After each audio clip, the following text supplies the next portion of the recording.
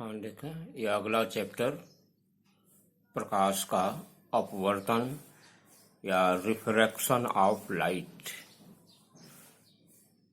अपवर्तन क्या है, कैसी घटना है, इसके बारे में आप देखेंगे कि जब दो पारदर्शी माध्यम इसलिए कि जिसमें प्रकाश जा सके उसको हम पारदर्शी माध्यम कहते हैं। तो प्रथम और द्वितीय दोनों माध्यम पारदर्शी होने चाहिए कि जिसमें प्रकाश की किरण जा सकती है।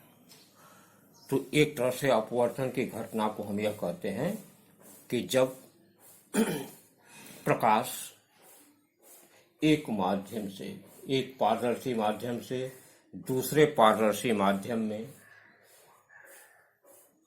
प्रवेश करता है तो दूसरे माध्यम में जाने पर इसका वेग तथा दिशा बदल जाता है। इस घटना को हम प्रकाश का अपवर्तन कहते हैं। मतलब यह कि प्रकाश की किरण एक माध्यम से चल करके दूसरे माध्यम में प्रवेश कर जाए और इसकी गति और दिशा, जो यह दिशा थी या इस दिशा के बजाय दूसरी इसकी गति की दिशा बदल गई, तो इस घटना को जो है हम प्रकाश का अपवर्तन कहते हैं। अब इस अपवर्तन की घटना में देखें कि पहले माध्यम में जो किरण चलती है और इस किरण को, जैसे किरण OA को हम आपतित किरण कहेंगे। दूसरे माध्यम में जो किरण अपवर्तित होती है इसको हम अपवर्तित किरण कहेंगे, अपवर्तित किरण कहेंगे। आपतित किरण जिस बिंदु पर दोनों माध्यमों के बीच के पृथककारी पृष्ठ पर जहां पर यह टकराती है इसको हम आपतन बिंदु कहते हैं। आपतन बिंदु पर इस माध्यमों के लंबवत यदि कोई ऐसे रेखा खींच दी गई, जैसे मान लेते हैं यह n डैश ऐसे रेखा खींच दी गई, तो यह n डैश जो है इसका अभिलंब कहलाएगा। इसके बाद आपतित किरण और अभिलंब के बीच के कोण को हम आपतन कोण कहेंगे। फिर अभिलंब और अपवर्तित किरण के बीच के कोण को अपवर्तित कोण कहेंगे। इसको हम R से प्रदर्शित करते हैं और इसे हम I से प्रदर्शित करते हैं। इस तरह से आपको अपवर्तन की घटना जो है होगी और इसमें जो है यह परावर्तन की घटना में उसी दिशा में पहले ही माध्यम में आ जाता था, लेकिन अपवर्तन में एक माध्यम से दूसरे माध्यम में किरण प्रवेश करती है। प्रकाश के अपवर्तन का मुख्य कारण क्या होता है? इसका मुख्य कारण होता है कि इसके विभिन्न माध्यमों में प्रकाश की चाल, जैसे इस माध्यम में प्रकाश की चाल कुछ और हो, दूसरे माध्यम में प्रकाश की चाल कुछ और हो, तो विभिन्न माध्यमों में प्रकाश की चाल परिवर्तित होने के कारण ही अपवर्तन की घटना होती है। अब इसमें आपको बताएं कि अपवर्तन के नियम, जैसे परावर्तन का नियम बताए थे उसी तरह से अपवर्तन के दो नियम होते हैं। पहला, आपतित किरण, अपवर्तित किरण तथा अभिलंब तीनों एक ही तल में होते हैं। यह पहला नियम है, जो कि परावर्तन में भी यही पहला नियम था। उसमें से यह परावर्तन हो गया था, इसमें जो है यह अपवर्तित किरण हो जाती है। दूसरा नियम इसका है कि आपतन कोण I का साइन तथा अपवर्तन कोण R के साइन का अनुपात एक स्थिरांक होता है। अर्थात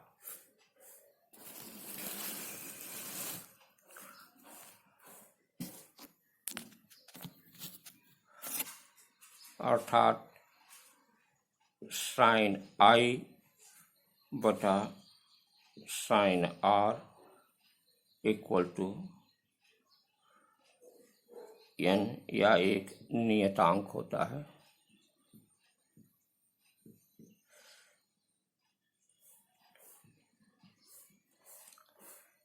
तो ये दूसरे नियम में सिर्फ परिवर्तन है। परावर्तन में जो नियम था उसमें होता था आपतन कोण परावर्तन कोण बराबर होते हैं, लेकिन इसमें आपतन कोण के साइन आई और अपवर्तन कोण के साइन आर का अनुपात एक नियतांक होता है। यह आपका प्रकाश के अपवर्तन का दूसरा नियम है। इस नियम को, दूसरे नियम को हम स्नेल का भी नियम कहते हैं, और इसमें इसको हम ऐसे भी लिख सकते हैं कि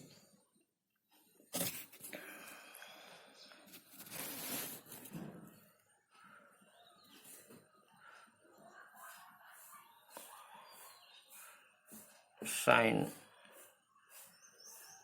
आई बटे साइन आर इक्वल टू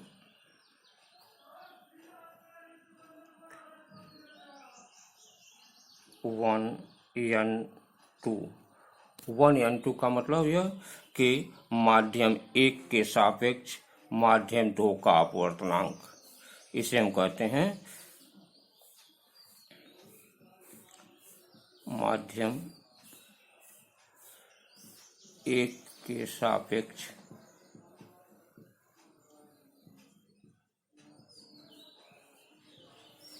माध्यम 2 का अपवर्तनांक। माध्यम 1 के सापेक्ष माध्यम 2 का यह अपवर्तनांक कहलाता है। यह स्नेल का नियम या यह आपका जो है अपवर्तन का दूसरा नियम यह होता है। अब इसमें देखा कि यदि जो है किरणों के मुड़ने का कारण या कब किरण किस दिशा में मुड़ेगी, जैसे दो माध्यम हो, एक माध्यम मान लीजिए विरल माध्यम हो और एक सघन माध्यम हो, यदि यह आपतित किरण विरल माध्यम से सघन माध्यम में जाती है, प्रवेश करती है, तो यह अभिलंब की तरफ, यह अभिलंब है, अभिलंब की तरफ झुक जाती है। तो यह घटना होती है कि यह विरल माध्यम से किरण सघन माध्यम में प्रवेश कर रही है, तो यह अभिलंब की तरफ झुकती है। और यही दूसरी घटना होती है कि जब कोई किरण सघन माध्यम से और विरल माध्यम में प्रवेश करती है तो वह अभिलंब से दूर हट जाती है। यह इनके मुड़ने का होता है कि कैसे यह किरण किधर की तरफ मुड़ती हैं। तो सघन माध्यम और विरल माध्यम में यह होता है कि प्रकाश की चाल दोनों में अलग अलग हो जाती है। उसी के कारण ऐसा होता है कि इनका अपवर्तनांक बदल जाता है, अर्थात जो है जब किरण सघन से विरल में प्रवेश करेगी तो अभिलंब से दूर हट जाएगी, और जब किरण विरल से सघन माध्यम में प्रवेश करेगी तो वह अभिलंब की तरफ झुक जाती है। यह इसका नियम होता है। देखेंगे निरपेक्ष अपवर्तनांक क्या होता है। जब हम निर्वात के सापेक्ष किसी माध्यम का अपवर्तनांक ज्ञात करते हैं तो उसे हम उसका निरपेक्ष अपवर्तनांक करते हैं। मतलब यह कि यदि एक माध्यम जो है आपका यह निर्वात है, तो निर्वात में प्रकाश की चाल कुछ और होगी, और इस निर्वात के सापेक्ष दूसरा जो माध्यम होगा उसके अपवर्तनांक को, जैसे मान लीजिए कि हम यह कहें कांच है, तो निर्वात के सापेक्ष कांच का अपवर्तनांक जो भी होगा उसको हम उसका कांच का निरपेक्ष अपवर्तनांक कहेंगे।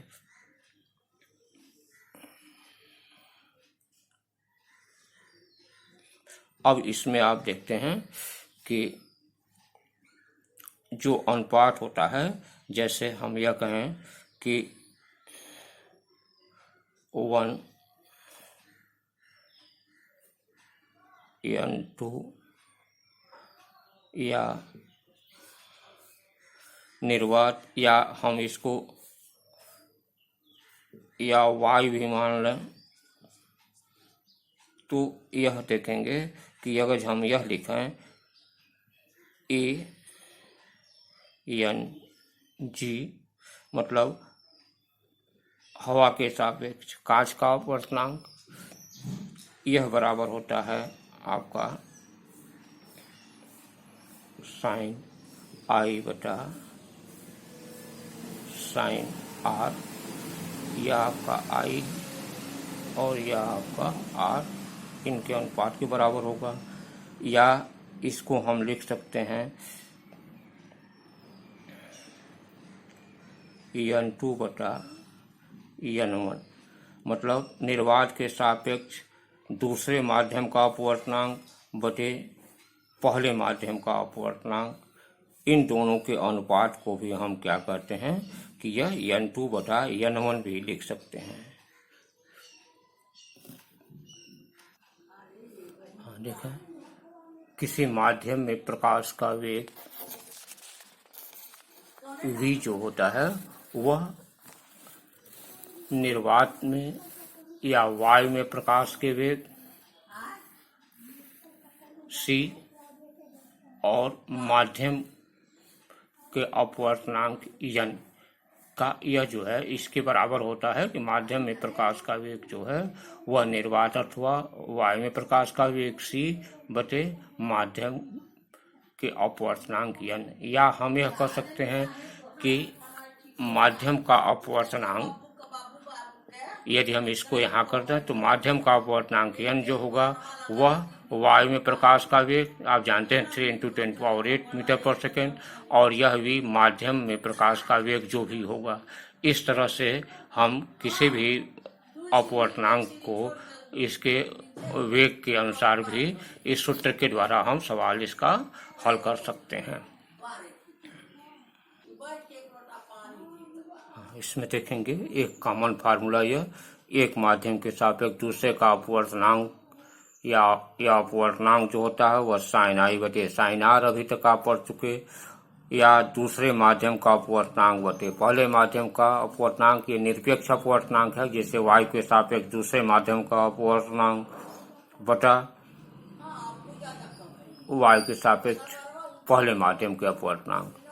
इसी प्रकार वेग में होता है कि पहले माध्यम में जो वेग हो और दूसरे माध्यम में वेग के अनुपात, मतलब कि यदि हम पहले 1N2 निकालते हैं तो पहले माध्यम में का वेग बटे दूसरे माध्यम में वेग। और तीसरा होता है कि हम जानते हैं कि जब कोई किरण एक माध्यम से दूसरे माध्यम में जाती है तो उसकी आवृत्ति नहीं बदलती, आवृत्ति एक ही रहती है, तरंगदैर्घ्य में उसके चेंज होता है।